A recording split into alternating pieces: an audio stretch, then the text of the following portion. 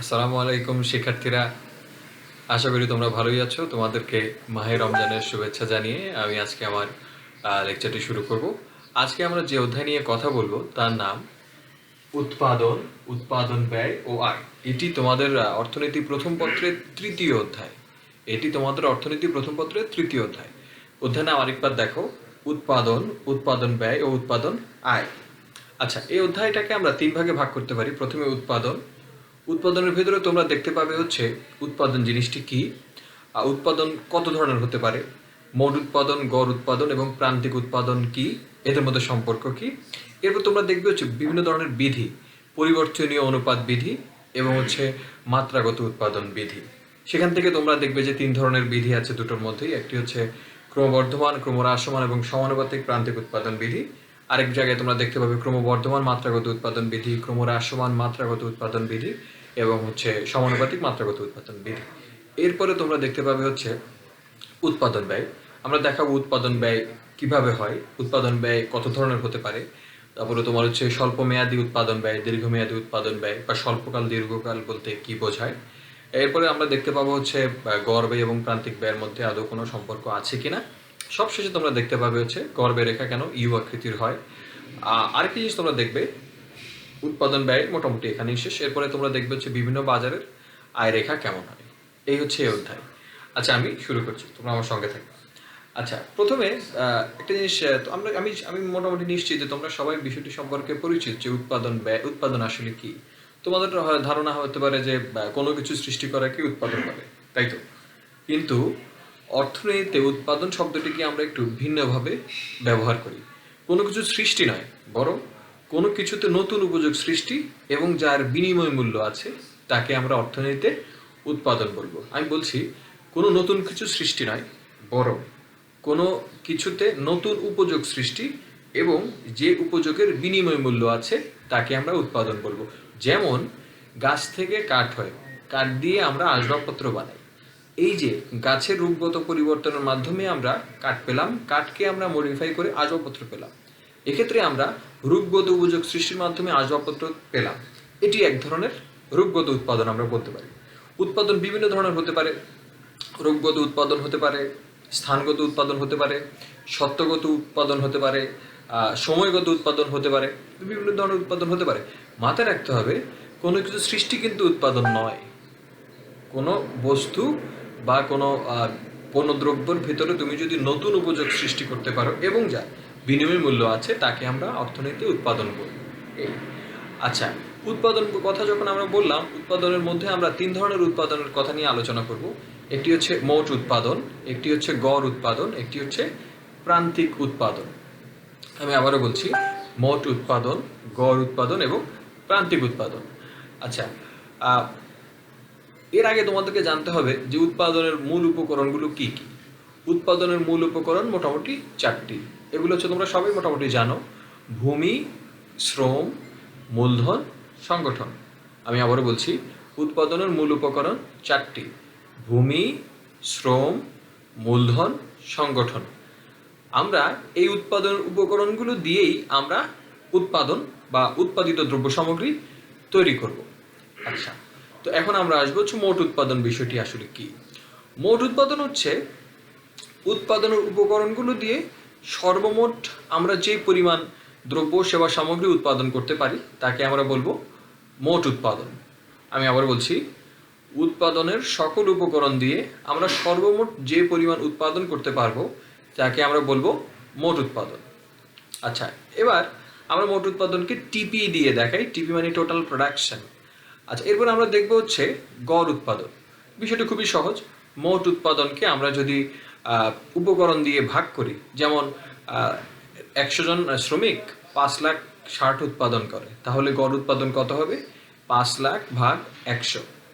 তার মানে যা আসবে তাই হচ্ছে গড় উৎপাদন। মানে পার শ্রমিক বা একজন শ্রমিক কি পরিমাণ উৎপাদন করতে পারে তা দেখাবে আমাদের গড় উৎপাদন। আর প্রান্তিক উৎপাদন হচ্ছে অতিরিক্ত 1 একক উপকরণ বৃদ্ধির কারণে তোমার মোট উৎপাদনের যে পরিবর্তন হয়।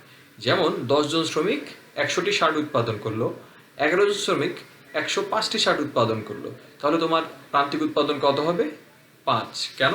কারণ 11তম শ্রমিক তোমার অতিরিক্ত 5টি শার্ট উৎপাদন করেছে, এই জন্য তোমার প্রান্তিক উৎপাদন 5। তার মানে প্রান্তিক উৎপাদন হচ্ছে অতিরিক্ত একটি উপকরণ অতিরিক্ত এক একক উপকরণ বৃদ্ধির ফলে মোট উৎপাদনের যে পরিবর্তন হয় তাকে আমরা বলছি প্রান্তিক উৎপাদন। আচ্ছা, এখন আমরা যেটা দেখব, আমরা মোট উৎপাদন, গড় উৎপাদন এবং প্রান্তিক উৎপাদনের মধ্যে সম্পর্কটি চিত্রের মাধ্যমে দেখব। তোমরা মনোযোগ দিয়ে দেখবে। দেখো,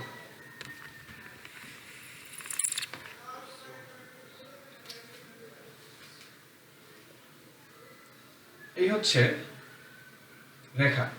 আচ্ছা, এখানে আমরা মোট উৎপাদন, এখানে আমরা গড় উৎপাদন, এখানে আমরা প্রান্তিক উৎপাদন দেখাবো। এখানে টিপি, আর এখানে হচ্ছে ধরো শুধু শ্রমিক, আমাদের আর কোনো উপকরণ নেই, শুধু শ্রমিক আছে।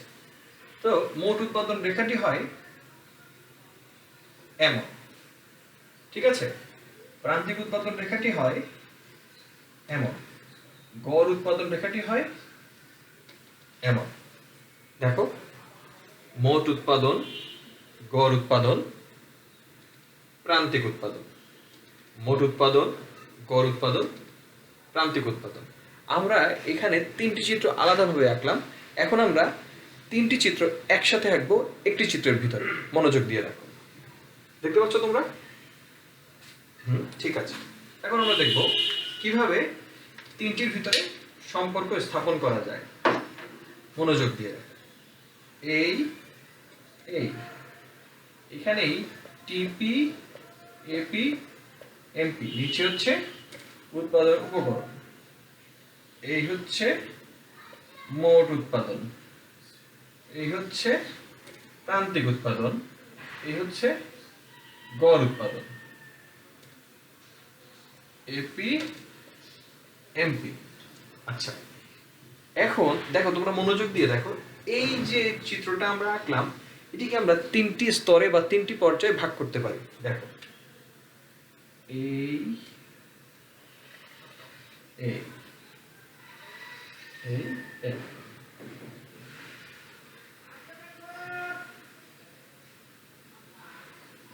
ওকে, আচ্ছা, দেখো মনোযোগ দিয়ে দেখো, মোট উৎপাদন বাড়ছে, প্রান্তিক উৎপাদনও বাড়ছে, এক পর্যায়ে কমে গেছে, গড় উৎপাদন বাড়তে বাড়তে কমে গেছে। আমরা যদি বলি এটি হচ্ছে প্রথম পর্যায়, এটি দ্বিতীয় পর্যায়, এটি তৃতীয় পর্যায়। দেখো, প্রথম পর্যায়ে তোমার মোট উৎপাদন বাড়ছে, প্রান্তিক উৎপাদনও বাড়ছে, গড় উৎপাদনও বাড়ছে। তবে যে হারে প্রান্তিক উৎপাদন বাড়ছে তার চেয়ে কম হারে গড় উৎপাদন বাড়ছে, যেহেতু প্রান্তিক উৎপাদন রেখা গড় উৎপাদন রেখার উপরে অবস্থান করছে। এই যে বিন্দুতে দেখো, যেই বিন্দুতে গড় উৎপাদন এবং প্রান্তিক উৎপাদন এবং গড় উৎপাদন দুটি ছেদ করেছে, সেই বিন্দুতে এপি সমান এমপি হবে, মানে গড় উৎপাদন এবং প্রান্তিক উৎপাদন দুটি সমান হবে। আবার দেখো, যখন তোমার এই যে এই বিন্দু খেয়াল করো, এই বিন্দুতে প্রান্তিক উৎপাদন যখন 0 হচ্ছে তখন মোট উৎপাদন সর্বোচ্চ হচ্ছে, মোট উৎপাদন সর্বোচ্চ। তার মানে হচ্ছে প্রথম পর্যায়ে আমরা দেখতে পাচ্ছি মোট উৎপাদনও বাড়ছে, গড় উৎপাদনও বাড়ছে, প্রান্তিক উৎপাদনও বাড়ছে। তবে যে হারে প্রান্তিক উৎপাদন বাড়ছে তার চেয়ে কম হারে গড় উৎপাদন বাড়ছে। এই যে দেখো, এই পয়েন্টে আমরা দেখতে পাচ্ছি গড় উৎপাদন এবং প্রান্তিক উৎপাদন সমান হচ্ছে। দ্বিতীয় পর্যায়ে তোমরা খেয়াল করো, দ্বিতীয় পর্যায়ে মোট উৎপাদনও বাড়ছে, গড় উৎপাদনও বাড়ছে, তবে প্রান্তিক উৎপাদন কমে যাচ্ছে। এবং প্রান্তিক উৎপাদন যখন 0 হচ্ছে তখন মোট উৎপাদন সর্বোচ্চ হচ্ছে। তৃতীয় পর্যায়ে খেয়াল করো, তৃতীয় পর্যায়ে মোট উৎপাদনও কমছে, গড় উৎপাদনও কমছে, প্রান্তিক উৎপাদন কমছে এবং তা ঋণাত্মক হচ্ছে। ঋণাত্মক মানে আরো বেশি করে কমছে। তারপরে আমরা বলতে পারি যে মোট উৎপাদন, গড় উৎপাদন এবং প্রান্তিক উৎপাদনের সম্পর্ক হচ্ছে এমন যে প্রথম পর্যায়ে মোট উৎপাদনও বাড়ে, গড় উৎপাদনও বাড়ে, প্রান্তিক উৎপাদনও বাড়ে। তবে যে হারে প্রান্তিক উৎপাদন বাড়ে তার চেয়ে কম হারে গড় উৎপাদন বাড়ে। এই বিন্দুতে, একটি নির্দিষ্ট বিন্দুতে গড় উৎপাদন এবং প্রান্তিক উৎপাদন সমান হয়। এরপরে যদি তুমি উৎপাদনে যাও তাহলে গড় উৎপাদন কমতে থাকবে, গড় উৎপাদন হালকা কমবে, প্রান্তিক উৎপাদন বেশি হারে কমতে থাকবে, মোট উৎপাদন মাঝারি লেভেলের থাকবে, মধ্যবর্তী পর্যায়ে থাকবে। তৃতীয় পর্যায়ে খেয়াল করো, যখন প্রান্তিক উৎপাদন শূন্য হচ্ছে তখন মোট উৎপাদন সর্বোচ্চ হচ্ছে। এরপরেও যদি তুমি উৎপাদনে যাও তাহলে মোট উৎপাদনও কমবে, গড় উৎপাদনও কমবে এবং প্রান্তিক উৎপাদন কমবে এবং সেটি ঋণাত্মক হবে। আমার মনে হয় বিষয়টি তোমরা মোটামুটি ধারণা করতে পেরেছো। বাসায় বই খুলে দেখবে, ইনশাল্লাহ বিষয়টি পরিষ্কার হবে। আচ্ছা, এরপরে আমরা যে বিষয়টি নিয়ে কথা বলবো সেটি হচ্ছে উৎপাদনের দুটি স্বতঃসিদ্ধ বিধি রয়েছে, খুব সুপরিচিত বিধি। একটি হচ্ছে পরিবর্তনীয় অনুপাত বিধি, একটি হচ্ছে মাত্রাগত উৎপাদন। মনোযোগ দিয়ে শুনবে। এর আগে আমি একটা জিনিস পরিষ্কার করি, সেটা হচ্ছে অর্থনীতিতে স্বল্পকাল এবং দীর্ঘকাল দুটি গুরুত্বপূর্ণ বিষয়। তোমাদের হয়তো মনে হতে পারে যে স্বল্পকাল মানে 1 বছরের কম সময়, দীর্ঘকাল মানে 1 বছরের বেশি সময়, যেটা তোমরা বিভিন্ন শ্রেণী বা বিভিন্ন জায়গায় দেখছো। বাট অর্থনীতিতে স্বল্পকাল বলতে আমরা কোনো 1 বছর, 2 বছর, 10 বছর না। স্বল্পকাল 50 বছর হতে পারে, 100 বছরও হতে পারে। কারণ ইকোনমিক্সে স্বল্পকাল বলতে আমরা বুঝবো এমন একটা সময়সীমা, যে সময়সীমার ভেতরে উৎপাদনের কমপক্ষে একটি উপকরণ অপরিবর্তিত থাকবে। আমি আবারও বলছি, স্বল্পকাল বলতে এমন একটি সময়কালকে বোঝায় যে সময়কালে উৎপাদনের কমপক্ষে একটি উপকরণ অপরিবর্তিত থাকে। আর দীর্ঘকাল বলতে কি বোঝায়? দীর্ঘকাল বলতে এমন সময়সীমাকে বোঝায় যে সময়ের মধ্যে উৎপাদনের সকল উপকরণ পরিবর্তনযোগ্য। খুবই মনোযোগ দিয়ে বিষয়টি শোনো। এর পরবর্তী আলোচনায় আমাদের এই দুটি জিনিস আমাদেরকে জানতেই হবে, তা না হলে আমরা কিন্তু বিষয়গুলো ধরতে ব্যর্থ হব। আমি আবার বলছি, স্বল্পকাল হচ্ছে এমন একটি সময়কাল যে সময়ের মধ্যে উৎপাদনের সকল উপকরণ, উৎপাদনের কমপক্ষে একটি উপকরণ অপরিবর্তনীয় থাকবে। আর দীর্ঘকাল বলতে আমরা এমন সময়কালকে বোঝাবো যে সময়ের মধ্যে উৎপাদনের সকল উপকরণ পরিবর্তনযোগ্য। যেমন এরকম হতে পারে যে তোমাদের মোহাম্মদপুর কেন্দ্রীয় কলেজ বা আমার কলেজ মোহাম্মদপুর কেন্দ্রীয় কলেজ, আমি কলেজে পড়তেছি, কলেজের ভবন যতদিন একই জায়গায় থাকবে ততদিন আমরা এটাকে স্বল্পকাল হিসেবে বিবেচনা করতে পারি। যেহেতু ভূমি, তোমরা জানো উৎপাদন উপকরণ হচ্ছে 4টি: ভূমি, শ্রম, মূলধন, সংগঠন। এই 4টি উপকরণ, যে কোনো একটি উপকরণ যতদিন পর্যন্ত অপরিবর্তিত থাকবে ততদিন আমরা সময়টাকে বলবো স্বল্পকাল। যে সময়ের মধ্যে এই 4টি উপকরণই পরিবর্তন হবে এই সময়টিকে আমরা বলবো হচ্ছে দীর্ঘকাল। আমার মনে হয় বিষয়টি সম্পর্কে তোমরা হালকা ধারণা পেয়েছ। আচ্ছা, এখন আমি যে বিষয়টি নিয়ে কথা বলবো সেটি হচ্ছে পরিবর্তনীয় অনুপাত বিধি এবং মাত্রাগত উৎপাদন বিধি। খুবই মনোযোগ দিয়ে শুনবা। আচ্ছা, উৎপাদন, আমরা যখন উৎপাদন করি তোমাদের কি মনে হয় আমরা সকল উপকরণ পরিবর্তন করতে পারি? তুমি রংপুরের মাটি নিয়ে ঢাকায় কি আম উৎপাদন করতে পারবে? বা তুমি এখান থেকে তোমার বাড়িটা কি তুমি রংপুরে নিয়ে যেতে পারবে? এটা কি সম্ভব? বা তোমরা খেয়াল করে দেখবে যে আসলে প্রত্যেকটি উৎপাদনের ক্ষেত্রে সব উপকরণ কিন্তু পরিবর্তন হয় না। কিছু উপকরণ অপরিবর্তনীয় থাকে, কিছু উপকরণ পরিবর্তন হয়, তাই। আচ্ছা, পরিবর্তনীয় উপকরণ বিধি হচ্ছে যে বিধির মাধ্যমে কিছু উপকরণকে অপরিবর্তনীয় এবং কিছু উপকরণকে পরিবর্তনীয় ধরে নিয়ে উৎপাদন করা হয়, তাকে আমরা বলবো পরিবর্তনীয় অনুপাত বিধি। এখানে একটি দেখার বিষয় হচ্ছে উপকরণগুলোর মধ্যে আনুপাতিক পরিবর্তন লক্ষণীয়।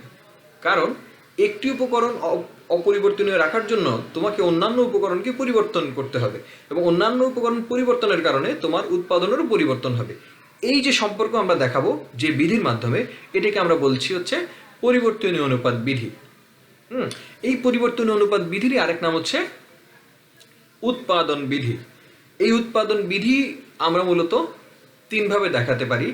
একটি হচ্ছে তোমার ক্রমহ্রাসমান প্রান্তিক উৎপাদন বিধি, একটি হচ্ছে ক্রমবর্ধমান প্রান্তিক উৎপাদন বিধি এবং একটি হচ্ছে সমানুপাতিক প্রান্তিক উৎপাদন বিধি। আমি আবারও বলছি, উৎপাদন চলাকালীন সময় বা উৎপাদন করার জন্য তোমাকে কিছু উপকরণ অপরিবর্তনীয় এবং কিছু উপকরণ পরিবর্তনীয় ধরে নিয়ে তোমাকে উৎপাদন করতে হয় এবং এক্ষেত্রে অনুপাতগুলোর মধ্যে আনুপাতিক পরিবর্তন লক্ষণীয় এবং এই কারণে তোমার উৎপাদনের মধ্যেও পরিবর্তন দেখা যায়। এই উৎপাদন কেমন হতে পারে? উপকরণ নিয়োগের থেকে তোমার উৎপাদন বেশি হতে পারে, কম হতে পারে, সমানও হতে পারে। এই ধরনের বিধিকে আমরা বলছি পরিবর্তনীয় অনুপাত বিধি এবং পরিবর্তনীয় অনুপাত বিধির আরেক নাম আমরা বলতে পারি উৎপাদন বিধি। এই উৎপাদন বিধিকে আমরা 3 ভাগে ভাগ করতে পারি। একটি হচ্ছে ক্রমবর্ধমান প্রান্তিক উৎপাদন বিধি, একটি হচ্ছে ক্রমহ্রাসমান প্রান্তিক উৎপাদন বিধি, একটি হচ্ছে সমানুপাতিক প্রান্তিক উৎপাদন বিধি। আচ্ছা, এবার আমি বলবো হচ্ছে মাত্রাগত উৎপাদন জিনিসটি কি। আচ্ছা, মাত্রাগত উৎপাদন বিষয়টি দীর্ঘকালের সঙ্গে সম্পৃক্ত। পরিবর্তনীয় অনুপাত বিধি স্বল্পকালের সঙ্গে সম্পৃক্ত। আমরা জানি স্বল্পকালে উৎপাদনের কিছু উপকরণ অপরিবর্তনীয় থাকে, কিছু উপকরণ পরিবর্তনীয় হয়। এজন্যই পরিবর্তনীয় উপকরণ বিধিতে আমি তোমাদের বললাম যে কিছু উপকরণ অপরিবর্তনীয়, কিছু উপকরণ পরিবর্তনীয় ধরে নিয়ে করা হয়। আর মাত্রাগত উৎপাদনে তোমরা যদি দেখতে পাবে সকল উপকরণ পরিবর্তনীয়, অর্থাৎ একই জিনিস, বিষয়টি অনেকটি মিল আছে দুইটি বিধির ভিতরে। তবে মাথায় রাখতে হবে স্বল্পকাল হচ্ছে পরিবর্তনীয় অনুপাত বিধি আর দীর্ঘকালে হচ্ছে মাত্রাগত উৎপাদন বিধি। মাত্রাগত উৎপাদন বিধি অলমোস্ট সেম। বিষয়টি হচ্ছে যে হারে তুমি উপকরণ নিয়োগ করবে, ঠিক উৎপাদন তোমার উপকরণ নিয়োগের হার থেকে বেশি হারেও বাড়তে পারে, কম হারেও বাড়তে পারে, সমান হারেও বাড়তে পারে। তবে এক্ষেত্রে মূল বিষয়টি হচ্ছে মাত্রাগত উৎপাদন বিধি নিয়ে যখন কথা বলবো তখন মাথায় রাখতে হবে সকল উপকরণকে পরিবর্তনীয় ধরে নিয়ে আমরা যখন উপকরণের বৃদ্ধি বা হ্রাসের সঙ্গে আমরা উৎপাদনের সম্পর্ক দেখাবো তখন আমরা এটিকে বলবো হচ্ছে মাত্রাগত উৎপাদন বিধি। এই মাত্রাগত উৎপাদন বিধিও তিন ধরনের হয়: ক্রমবর্ধমান মাত্রাগত উৎপাদন, ক্রমহ্রাসমান মাত্রাগত উৎপাদন এবং সমানুপাতিক মাত্রাগত উৎপাদন। আমি আবারও বলছি, পরিবর্তনীয় অনুপাত বিধি এটি স্বল্পকালের জন্য বিবেচিত হয় এবং মাত্রাগত উৎপাদন বা মাত্রাগত উৎপাদনকে আমরা বলতে পারি এটি দীর্ঘকালের জন্য ব্যবহৃত হয়। এবং পরিবর্তন অনুপাত বিধির আরেকটা নাম হতে পারে উৎপাদন বিধি। এবং এই উৎপাদন বিধি তিন ভাগে বিভক্ত: ক্রমহ্রাসমান প্রান্তিক উৎপাদন বিধি, ক্রমবর্ধমান প্রান্তিক উৎপাদন বিধি এবং সমানুপাতিক প্রান্তিক উৎপাদন বিধি। এবং মাত্রাগত উৎপাদন বিধি দীর্ঘকালের জন্য প্রযোজ্য। এটিও তিন ধরনের হতে পারে: ক্রমহ্রাসমান মাত্রাগত উৎপাদন, ক্রমবর্ধমান মাত্রাগত উৎপাদন এবং সমানুপাতিক মাত্রাগত উৎপাদন। আমি এখন এই দুইটি জিনিসই তোমাদেরকে চিত্রের মাধ্যমে উপস্থাপন করবো। তোমরা খুব মনোযোগ দিয়ে দেখবে, আশা করি তোমাদের বুঝতে কষ্ট হবে। দেখো,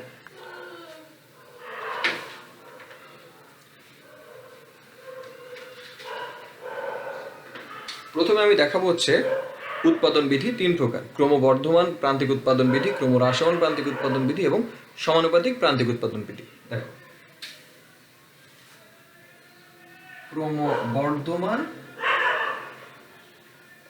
প্রান্তিক উৎপাদন বিধি, বিধিটি হচ্ছে এই: যেই হারে তুমি উপকরণ নিয়োগ করবে তার চেয়ে বেশি হারে যদি তোমার উৎপাদন বৃদ্ধি পায়।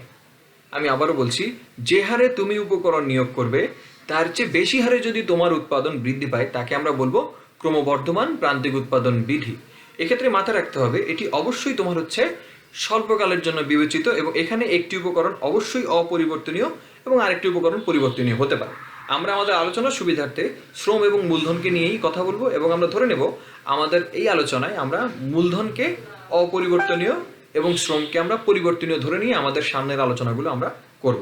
দেখো, আমি আবারও বলছি, আমাদের আলোচনার সুবিধার্থে আমরা শ্রমকে পরিবর্তনীয় উপাদান ধরবো এবং মূলধনকে অপরিবর্তনীয় উপাদান ধরে আমরা সামনের আলোচনাগুলো করব।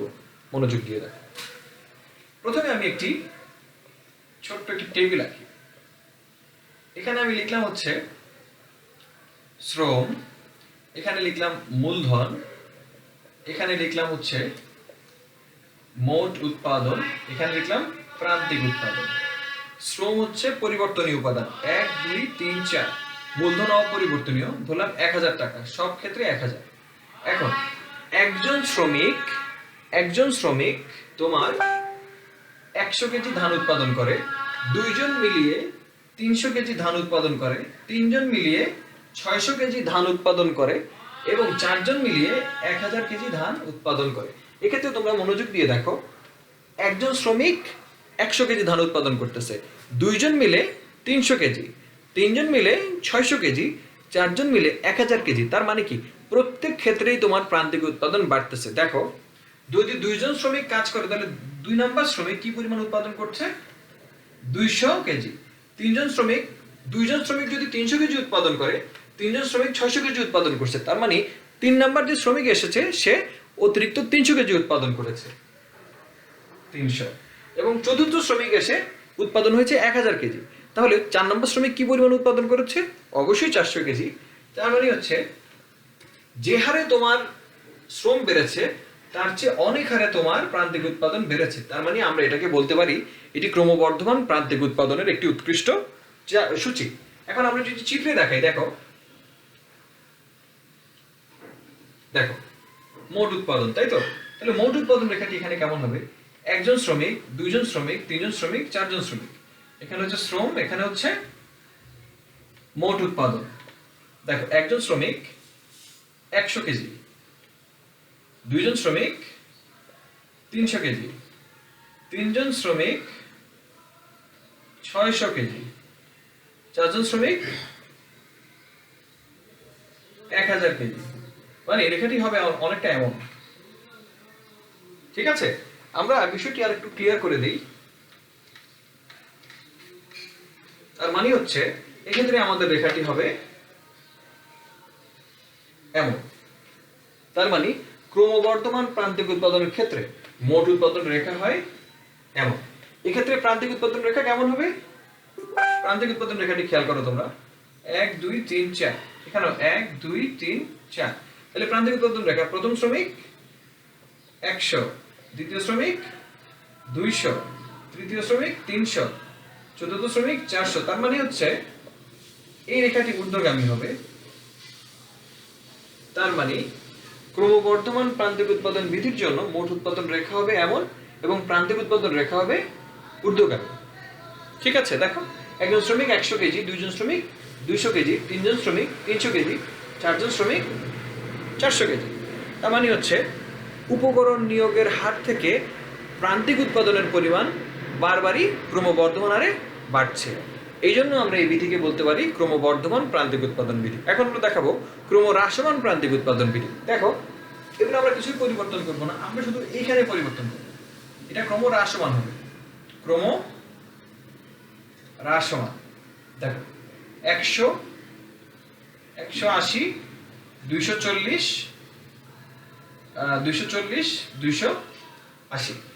খেয়াল করো 180, 60, 40। তার মানে হচ্ছে দেখো একজন শ্রমিক 100 কেজি ধান উৎপাদন করেছে, দুইজন মিলে 180 কেজি, তিনজন মিলে 240 কেজি, চারজন মিলে 280 কেজি। তার মানে দেখো প্রথম শ্রমিক 100 কেজি উৎপাদন করার পরে দুইজন শ্রমিক এসে 180 কেজি উৎপাদন করলো। তার মানে দ্বিতীয় শ্রমিক উৎপাদন করেছে 80 কেজি। তৃতীয় শ্রমিক আসার পরে মোট উৎপাদন হলো 240 কেজি। তার মানে তৃতীয় শ্রমিক উৎপাদন করেছে 60 কেজি। তার মানে হচ্ছে যতই তোমার শ্রমিক আসছে ততই তোমার প্রান্তিক উৎপাদনের পরিমাণ কমে যাচ্ছে। এই জন্য আমরা এটাকে বলতে পারি ক্রমহ্রাসমান প্রান্তিক উৎপাদন বিধি।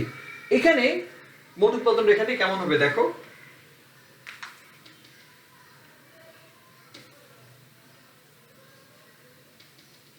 দেখো আচ্ছা একজন শ্রমিক 100, দুইজন শ্রমিক 180, তিনজন শ্রমিক 240, চারজন শ্রমিক 280। অর্থাৎ রেখাটা হবে এমন। এক্ষেত্রে মোট উৎপাদন রেখা তোমরা খেয়াল করেছ একটু ফ্ল্যাট। ঠিক আছে, এখন এক্ষেত্রে প্রান্তিক উৎপাদন রেখা কেমন হবে? এটি অবশ্যই নিম্নগামী হবে, কারণ প্রথম শ্রমিক 100 কেজি, দ্বিতীয় শ্রমিক 80, তৃতীয় শ্রমিক 60, চতুর্থ শ্রমিক 40। তার মানে রেখাটি হবে অনেকটা এমন। এই যে দেখেছো চাহিদা রেখার মতোই হবে, কারণ এখানে একজন করে শ্রমিক বাড়ছে, প্রান্তিক উৎপাদন বারবার কমছে। এই জন্য রেখাটি বাম দিক থেকে ডান দিকে নিম্নগামী হবে। এবার তোমরা দেখো, এবার আমি আবার বলছি বিধিটি, যেই হারে তুমি উপকরণ নিয়োগ করতেছো তার থেকে কম হারে তোমার প্রান্তিক উৎপাদন বাড়ছে। এই জন্য দেখো বারবারই তোমার প্রান্তিক উৎপাদন কম হারে কমছে। 180, 60, 40 এভাবে বলতে পারি মোট উৎপাদন যে হারে বাড়ানোর কথা ছিল তার চেয়ে কম হারে বাড়ছে।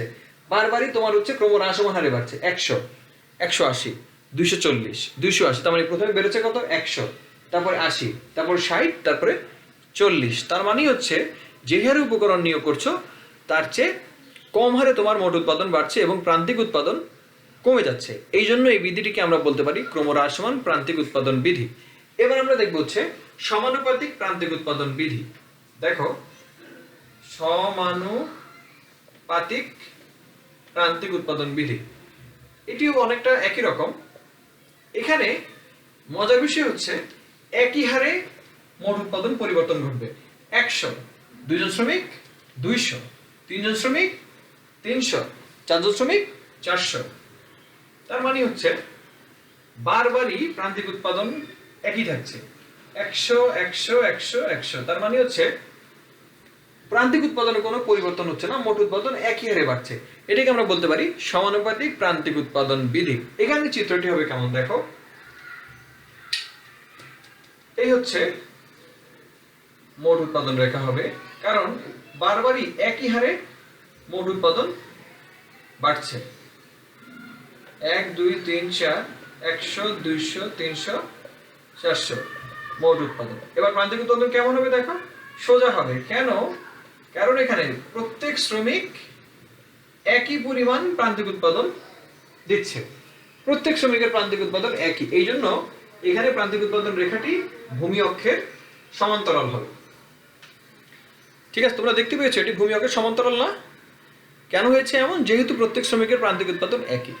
আচ্ছা, আমরা এতক্ষণ যা দেখলাম, এতক্ষণ হচ্ছে পরিবর্তনীয় অনুপাত বিধির ভেতরে আমরা বললাম 3 ধরনের বিধি রয়েছে। একটি হচ্ছে ক্রমবর্ধমান প্রান্তিক উৎপাদন বিধি, একটি ক্রমহ্রাসমান প্রান্তিক উৎপাদন বিধি, একটি হচ্ছে সমানুপাতিক প্রান্তিক উৎপাদন বিধি। এবং তোমাদের মাথায় রাখতে হবে, আমি আবারও বলছি, যখন আমরা স্বল্পকাল নিয়ে কথা বলবো তখন আমাদের অবশ্যই কিছু উপকরণ পরিবর্তনীয় এবং কিছু উপকরণ অবশ্যই স্থির ধরে নিয়ে আমাদের আলোচনা করতে হবে। আর যখন আমরা দীর্ঘকাল নিয়ে কথা বলবো বা তোমার হচ্ছে মাত্রাগত উৎপাদন নিয়ে কথা বলবো, তখন আমাদেরকে ধরে নিতে হবে আমাদের সকল উপকরণ পরিবর্তনযোগ্য।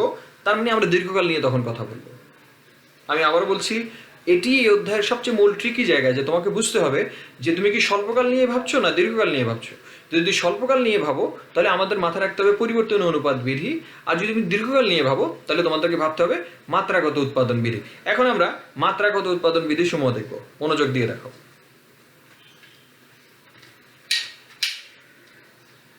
মাত্রাগত উৎপাদন বিধিকে আমরা 3 ভাগে ভাগ করতে পারি।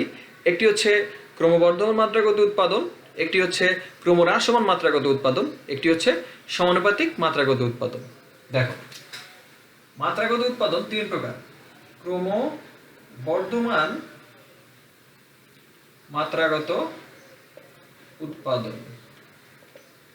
বিষয়টি অলমোস্ট দুটি জিনিসই অনেকটা একই ধরনের, কোনো পরিবর্তন নাই, শুধু পরিবর্তন করবে একটি জায়গায়। দেখো, এই ক্ষেত্রে তোমার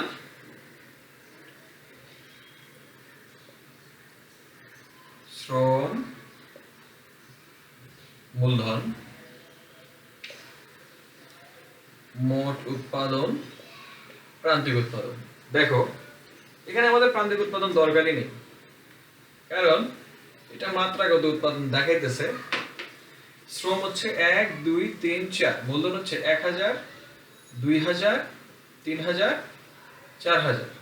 তো এখানে মোট উৎপাদন 100 300 600 1000। মনোযোগ দিয়ে দেখো, আমি আবারও বলছি, এটি কিন্তু দীর্ঘকাল নিয়ে কথা বলছে। আমি আবারও বলছি, মাত্রাগত উৎপাদন বিধি দীর্ঘকালের জন্য প্রযোজ্য এবং এক্ষেত্রে উৎপাদনের সকল উপকরণ পরিবর্তনযোগ্য। এই জন্য আমরা উৎপাদনের 2টি উপকরণকে আমরা পরিবর্তন করেছি, 1 2 3 4 শ্রম, মূলধন 1000 2000 3000 4000। যখন তোমরা ক্রমবর্ধমান বা ক্রমহ্রাসমান বা সমানুপাতিক প্রান্তিক উৎপাদন নিয়ে কথা বলেছিলে বা আমি কথা বলেছিলাম, তখন তোমরা দেখতে পেয়েছিলে মূলধনকে আমি ফিক্সড অপরিবর্তনীয় রেখে আমি শুধু শ্রমিককে পরিবর্তন করেছিলাম। এখানে আমি 2টিকে পরিবর্তন করেছি এবং শুধু মোট উৎপাদনের একটি ঘর করেছি, এবং আমরা দেখতে পাচ্ছি মোট উৎপাদন ক্রমবর্ধমান হারে বাড়ছে। এই বিধিকে আমরা বলবো হচ্ছে ক্রমবর্ধমান মাত্রাগত উৎপাদন। অর্থাৎ যেই হারে তুমি উপকরণ নিয়োগ করবে তার চেয়ে বেশি হারে যদি তোমার উৎপাদন বৃদ্ধি পায়, এটিকে আমরা বলবো ক্রমবর্ধমান মাত্রাগত উৎপাদন। এটাকে যদি আমরা চিত্রের মাধ্যমে দেখাই কেমন হবে দেখতে, দেখো, এই আচ্ছা দেখো, তো এই হচ্ছে একটি সমউৎপাদন রেখা। এখানে হচ্ছে 100 কেজি ধান। এই হচ্ছে আরেকটি সমউৎপাদন রেখা যেখানে 300 কেজি ধান। এই হচ্ছে আরেকটি সমউৎপাদন রেখা যেখানে 600। এই হচ্ছে আরেকটি সমউৎপাদন রেখা যেখানে 1000 কেজি ধান দেখাচ্ছে। তার মানে তুমি শ্রম,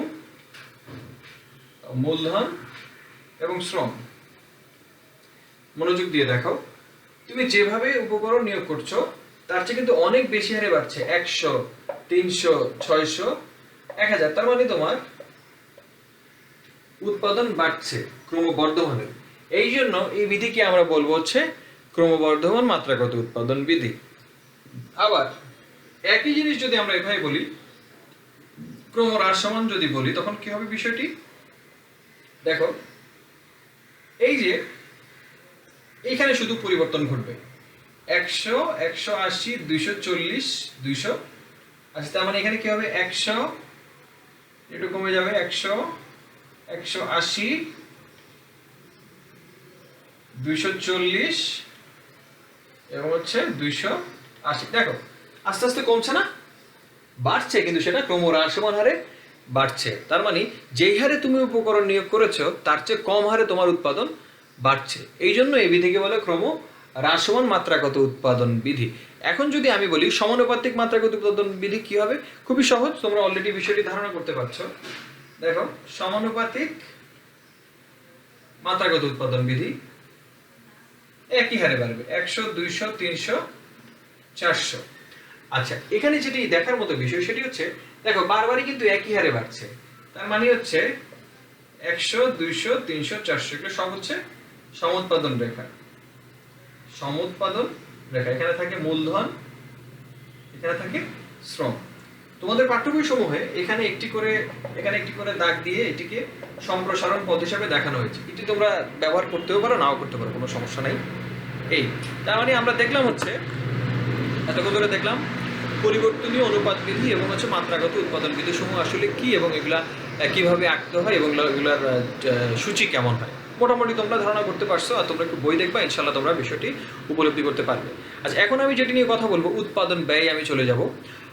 উৎপাদন ব্যয়ের ভিতরে আসলে একই জিনিস, আবারও বলছি, স্বল্পকাল এবং দীর্ঘকাল দুটি বিষয় এখানে যুক্ত আছে। একটি হচ্ছে স্বল্পকালীন উৎপাদন ব্যয়, একটি হচ্ছে দীর্ঘকালীন উৎপাদন ব্যয়। মাথায় রাখতে হবে, স্বল্পকালে অবশ্যই কিছু স্থির উপকরণ থাকে, কিছু পরিবর্তনীয় উপকরণ থাকে, আর দীর্ঘকালে সকল উপকরণ পরিবর্তনীয়। ঠিক একইভাবে তার মানে উৎপাদন ব্যয় যদি দু ধরনের হয়, একটি হচ্ছে স্বল্পকালীন উৎপাদন ব্যয়, তার মানে এখানে স্থির ব্যয়ও থাকবে, পরিবর্তনশীল ব্যয়ও থাকবে, আর দীর্ঘকালীন উৎপাদন ব্যয় শুধু পরিবর্তনশীল ব্যয় থাকবে। মনোযোগ দিয়ে দেখো,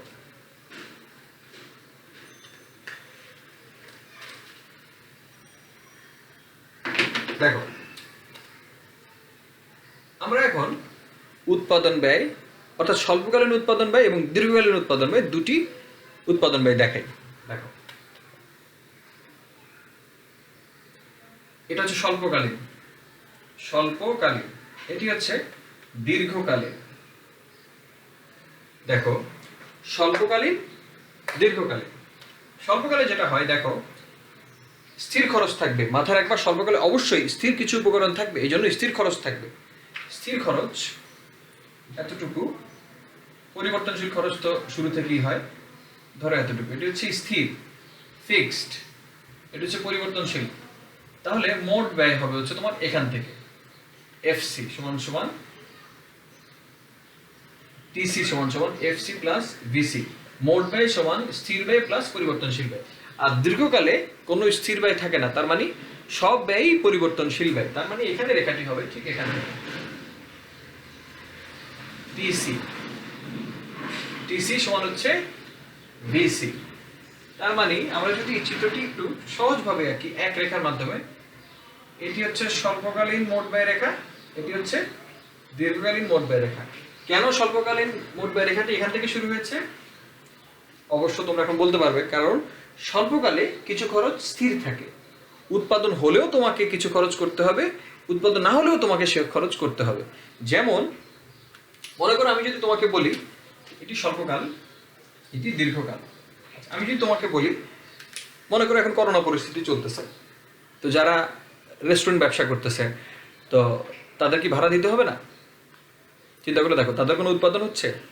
মাস শেষে কিন্তু মালিককে তাদের ঠিক 50,000 টাকা দিতেই হবে। তারা যদি কোনো কাস্টমারের কাছে কিছু বিক্রি নাও করে 50,000 টাকা দিতে হবে, আর যদি 1 লাখ কাস্টমারের কাছেও বিক্রি করে তাহলে কিন্তু তাকে 50,000 টাকা দিতে হবে। তার মানে উৎপাদনের সাথে যে ব্যয়ের কোনো সম্পর্ক নাই, এটিকে আমরা বলতে পারি স্থির ব্যয়। উৎপাদন হলেও দিতে হবে, উৎপাদন না হলেও দিতে হবে, স্বল্পকালে এই ব্যয়টি হবেই হয়। এই জন্য আমরা স্বল্পকালে স্থির ব্যয় এতটুকু আর বাকিটা পরিবর্তনশীল ব্যয়। এই জন্য আমাদের স্বল্পকালীন মোট ব্যয় রেখাটি ভূমি অক্ষ থেকে একটু উপর থেকে স্টার্ট হয়। আচ্ছা, আর দীর্ঘকালে আমরা জানি, তোমাদের একটা জিনিস বলে রাখি, স্বল্পকাল ধারণাটি দিয়েছে হচ্ছে কি বলে, জন মেইনার্ড কেইনস। তার মতে আসলে দীর্ঘকালে আমরা কেউ বেঁচে থাকবো না, যা আছে সব হচ্ছে স্বল্পকাল। এবং স্বল্পকাল বলতে তিনি বুঝিয়েছেন হচ্ছে, আমি যেটা বললাম, যে সময়ের মধ্যে উৎপাদনের কমপক্ষে একটি উপকরণ অপরিবর্তনীয় থাকে তাকে তিনি বলেছেন স্বল্পকাল। আর দীর্ঘকাল ধারণাটি দিয়ে আসছে হচ্ছে, এটা আসার দরকার নেই, এটা তোমাদের এটা উচ্চ স্তরের দরকার নেই। জাস্ট মাথায় রাখবা যে যখনই আমরা স্বল্পকাল নিয়ে কথা বলবো তখনই মাথায় রাখতে হবে স্থির একটি ব্যয় চলে আসবে। আর যখন দীর্ঘকাল নিয়ে কথা বলবো তখন কোনো স্থির ব্যয় থাকবে না, সকল ব্যয় হচ্ছে পরিবর্তনশীল ব্যয়। আচ্ছা, তাহলে আমরা এখানে মোটামুটি দেখলাম যে তোমার এটুকু হচ্ছে স্থির ব্যয়, এখান থেকে পরিবর্তনশীল ব্যয়, মোট ব্যয়টি এখান থেকে। এখানে আমরা শুধু মোট ব্যয় রেখাটি দেখালাম, এখানে শুধু আবার মোট ব্যয় রেখাটি, দীর্ঘকালীন মোট ব্যয় রেখাটি দেখালাম। আচ্ছা, এখন প্রশ্ন হচ্ছে তোমাদের পরীক্ষাতে যেটা আসবে সেটা আমি বলি। তোমাদের পরীক্ষাতে আসবে হচ্ছে গড় ব্যয় রেখা কি, বা গড় ব্যয় রেখা কেন ইউ আকৃতির হয়, এটি পরীক্ষাতে তোমাদের আসে সাধারণত। আচ্ছা, ব্যয়ের কথা যখন বললাম, ব্যয়কে আমরা 3 ভাগে ভাগ করতে পারি, একই সিস্টেম তোমরা উৎপাদনের মধ্যে যেভাবে পড়েছ ঠিক একইভাবে। মোট ব্যয়, গড় ব্যয়, প্রান্তিক ব্যয়। মোট ব্যয় কি, তুমি একটি জায়গায় উৎপাদন করছো, তো সকল দ্রব্য উৎপাদন করতে তোমার সর্বমোট যে ব্যয় হয়েছে তাকে আমরা বলবো হচ্ছে মোট ব্যয়। আর মোট ব্যয়কে যদি তুমি দ্রব্যের পরিমাণ দিয়ে ভাগ করো তাহলে আমরা কি পাবো, বলো কি পাবো, গড় ব্যয়। 10টা জিনিস বানাইতে তোমার 10,000 টাকা খরচ হয়েছে, তাহলে একটা জিনিস বানাইতে কত খরচ হয়েছে, 10,000 ভাগ 10 সমান হচ্ছে 1,000 টাকা, তার মানে এটা হচ্ছে তোমার গড় ব্যয়। আর প্রান্তিক ব্যয় কি, অতিরিক্ত একটি দ্রব্য উৎপাদন করতে তোমার মোট ব্যয়ের যে পরিবর্তন হয়েছে তাকে আমরা বলবো প্রান্তিক ব্যয়। যেমন 10টা জিনিস বানাতে তোমার 1,000 টাকা খরচ হয়েছে, 11টি জিনিস বানাতে তোমার 1,050 টাকা খরচ হয়েছে, তার মানে তোমার প্রান্তিক ব্যয় কত, তার মানে শেষ দ্রব্য বানাতে তোমার কি পরিমাণ ব্যয় হয়েছে, 50 টাকা, তার মানে এই হচ্ছে তোমাদের প্রান্তিক ব্যয়। আচ্ছা, এখন তোমাদের পরীক্ষাতে যেটি আসে যে গড় ব্যয় রেখা কেন ইউ আকৃতির হয়। আচ্ছা, আমি বিষয়টি খুব বেশি দেখানোর দরকার নেই, তোমাদেরকে একটু চিত্র দেখো, তোমরা বিষয়টি বুঝতে পারবে। দেখো,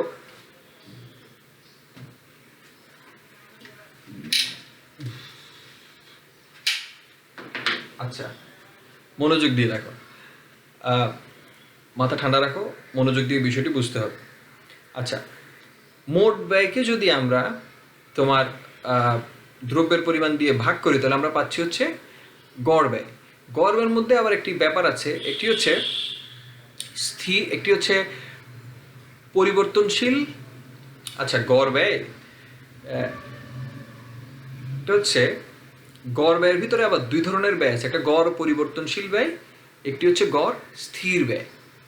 আবারও শোনো, আমরা ব্যয় বলেছি 3 ভাবে, একটা হচ্ছে মোট ব্যয়, একটা হচ্ছে গড় ব্যয়, একটা হচ্ছে প্রান্তিক ব্যয়। প্রত্যেকটা ব্যয়ের ভিতরেই কিন্তু তোমার হচ্ছে স্থির উপাদান এবং হচ্ছে পরিবর্তনশীল উপাদান রয়েছে, তাই গড় ব্যয়ও তার ব্যতিক্রম নাই। গড় ব্যয়ের মধ্যে 2 ধরনের ব্যয় ইনক্লুডেড, একটি হচ্ছে পরিবর্তনশীল ব্যয়, একটি হচ্ছে স্থির ব্যয়।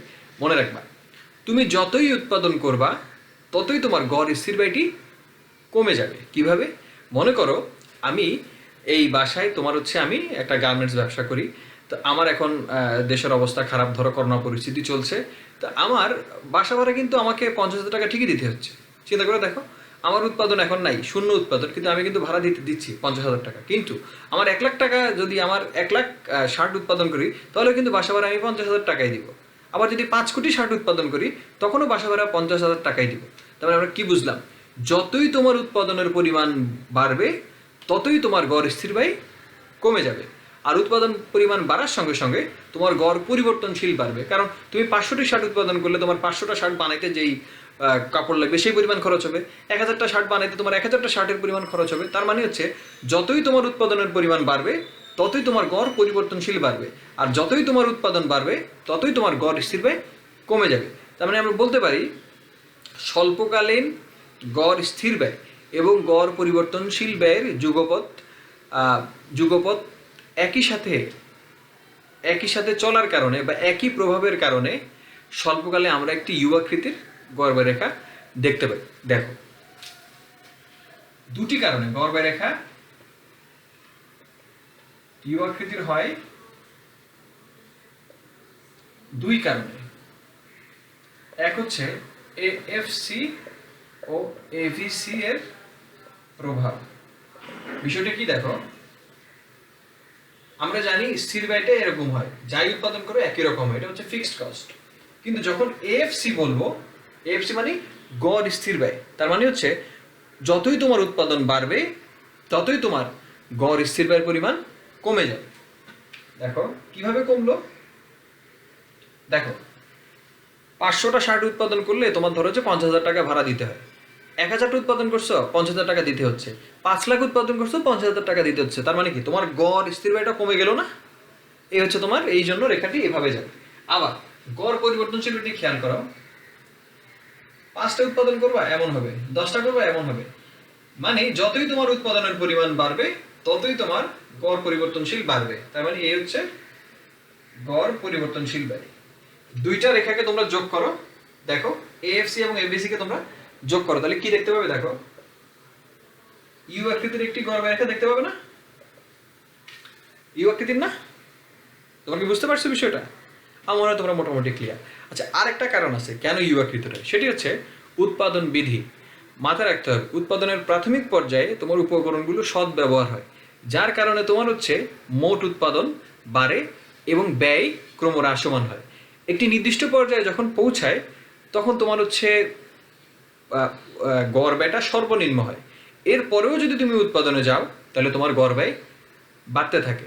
তার মানে বলতে পারি উৎপাদন বিধির প্রভাবের কারণেও তোমার গড় ব্যয় রেখাটা ইউ আকৃতির হয়। আমি আবারও বলছি, তোমার উৎপাদনের শুরুতে উপকরণগুলো যখন তুমি নিয়োগ করবা তখন তোমার হচ্ছে প্রাথমিক পর্যায়ে খেয়াল আমরা দেখবো যে উপকরণগুলোর সৎ ব্যবহারের কারণে গড় ব্যয়টা কমে যায়, উৎপাদনের পরিমাণ বাড়ে।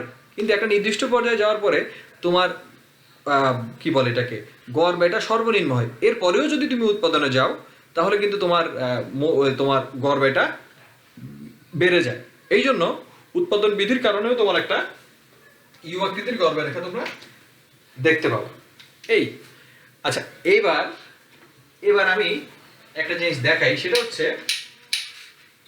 কেন আচ্ছা গড় ব্যয় রেখা এবং প্রান্তিক ব্যয় রেখার মধ্যে সম্পর্কটা আসলে কি। দেখো আমরা এইটা আবার তোমার পরবর্তী যে অধ্যায়ে বাজার আমরা বিষয়গুলো আবার পরিষ্কার হবো, তোমাদের কোনো টেনশনের কোনো কারণ নাই। দেখো এই হচ্ছে প্রান্তিক ব্যয় রেখা, এই হচ্ছে গড় ব্যয় রেখা, এটা হচ্ছে প্রান্তিক ব্যয়, এটা হচ্ছে গড় ব্যয়। তোমাদেরকে যদি বলি যে গড় ব্যয় এবং প্রান্তিক ব্যয়ের মধ্যে সম্পর্কটা আসলে কি, তোমরা কি দেখতে পাচ্ছ? দেখো এটা যদি এই হচ্ছে তোমার এসি এমসি, এখানে কিছু একটা, এখানে তোমার হচ্ছে উৎপাদিত দ্রব্যের পরিমাণ হবে, অসুবিধা নেই।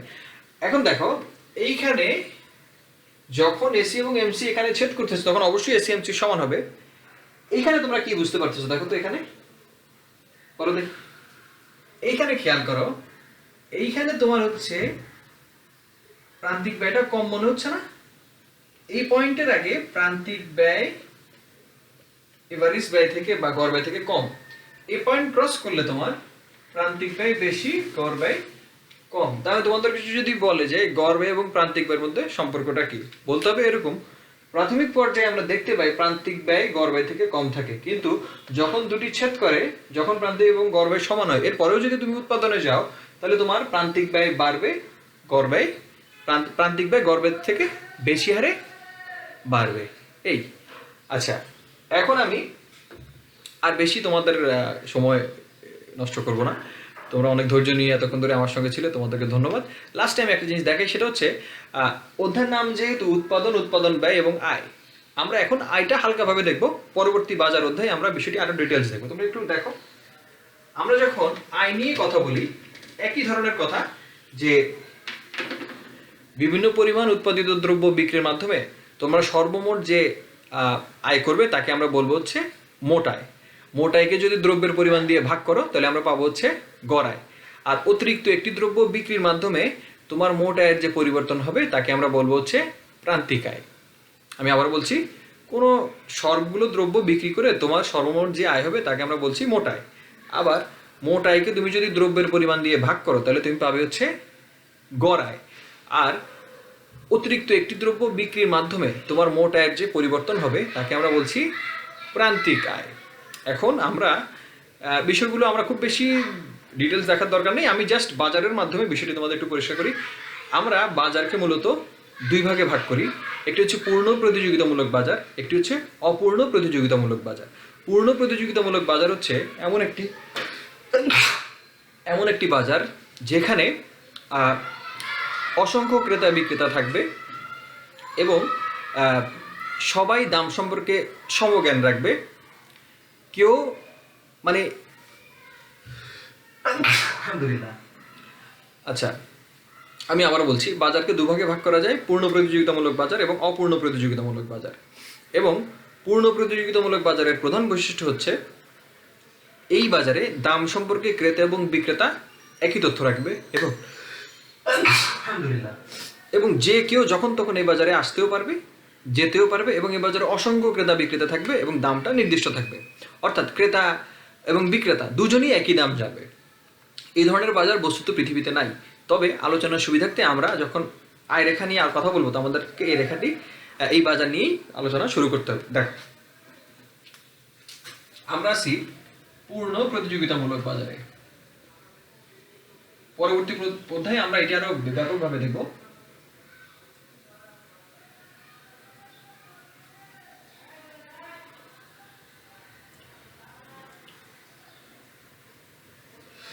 আলহামদুলিল্লাহ।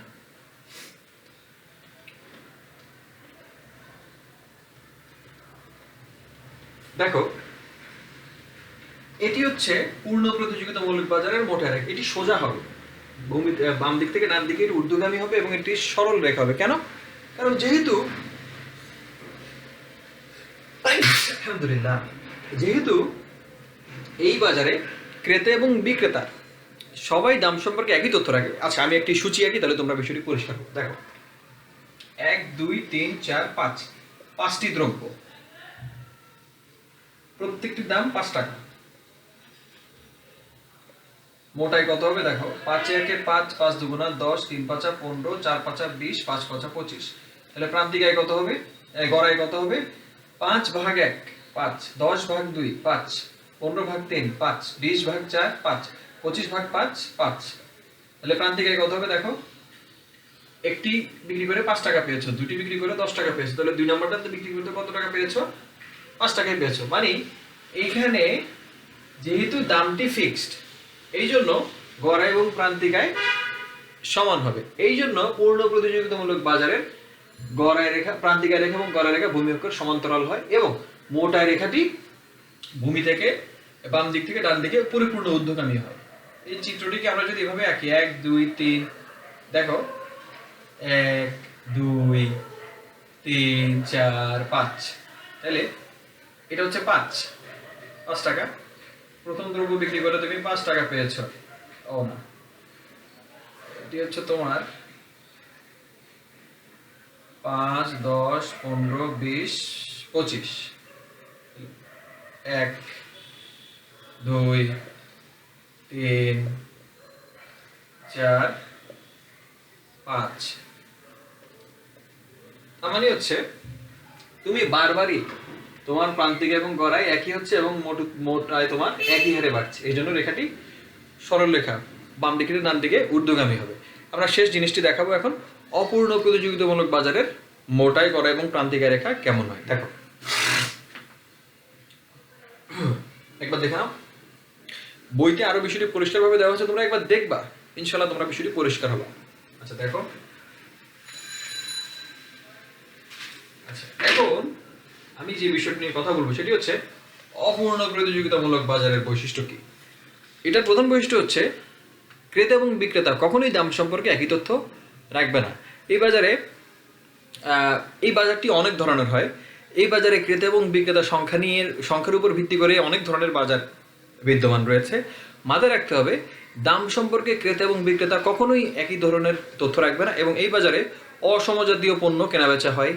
কখনো সেটি ঈষৎ বিভাজিত পণ্য হতে পারে, কখনো বা এই বাজারে একজন বিক্রেতা থাকতে পারে, কখনো দুজন বিক্রেতা থাকতে পারে, বা কখনো বা কিছু সংখ্যক বিক্রেতা থাকতে পারে। তো মাথায় রাখতে হবে, এই বাজারে দাম সম্পর্কে ক্রেতা এবং বিক্রেতা কখনোই একই ধরনের তথ্য রাখে না, এবং এই বাজারে দাম কখনোই নির্দিষ্ট থাকে না, এবং এই বাজারের চাহিদা রেখাটি বাম দিক থেকে ডান দিকে নিম্নগামী হয়। দেখো এই বাজারে মোটা রেখাটি কেমন হয়, দেখো মোটা রেখাটি হবে এমন, আর এমআর রেখা এআর রেখা, টিআর এআর এমআর। প্রশ্ন হচ্ছে টিআর রেখাটি এমন হলো কেন? কারণ বিক্রেতাকে যদি অতিরিক্ত একটা দ্রব্য বিক্রি করতে হয়, আচ্ছা দাম যদি না কমায়, তুমি মনে করো 1 ডজন কলা কিনেছো 20 টাকা দিয়ে, এখন তুমি যদি দোকানদার তোমাকে বলো স্যার আপনি আরো 2 ডজন নেন, তুমি তখন কি বলবা? আমার একই দাম দিলে আমি কিনবো না, আমাকে যদি 10 টাকা কম দেন তাহলে আমি নিব। তখন কি সে দাম কমাইলেই তুমি বেশি পরিমাণ কিনবা, দাম না কমাইলে কিন্তু তুমি বেশি পরিমাণ কিনবা না। এই জন্য অপূর্ণ প্রতিযোগিতামূলক বাজারে চাহিদার তোমার মোটা রেখাটি এরকম হয়, এবং গড় আয় প্রান্তিক আয়ের উপরে অবস্থান করে, কারণ অতিরিক্ত একটা বিক্রি করাতে হলে বিক্রেতাকে অবশ্যই দাম কমাতে হয়। বিষয়টি আমরা পরবর্তী অধ্যায়ে আবার বিস্তারিতভাবে পড়ব। আজ এ পর্যন্তই। তোমরা ভালো থাকো, সুস্থ থাকো, সুন্দর থাকো, আর মাহে রমজানের রোজাসমূহ ঠিকমতো পালন করো, বাসায় থাকো। আল্লাহ হাফেজ।